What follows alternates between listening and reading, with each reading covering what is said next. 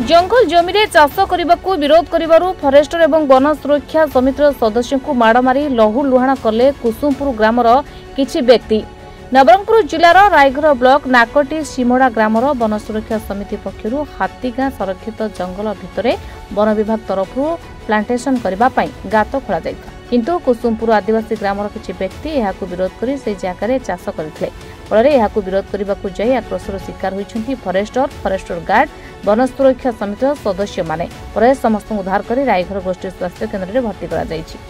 आज हमर BSS committee तापर फॉरेस्ट डिपार्ट वाला मन रिजर्व जगह रे नाकटी सिमड़ा बीट रे गछ लगाइबा पई गात कोलिथिले। कुसुमपुर लोक किछि लोक नाय प्राय किछि लोक दुर्बत परिटा माने सिटी जाइकरी से गात कोलिथिले सिटी चाष करुथिले। सिटी जाइथिले फॉरेस्ट गार्ड फॉरेस्ट डिपार्टमेंट बहुत गुड़ाए जाइथिले। आमर बीएसएस कमिटी सदस्य मन भी जाइथिले मेम्बर मन से मन को दुर्बत परि टांगिया कोड़की बाड़ी धरिकी बहुत हाणा कटा करिसंती।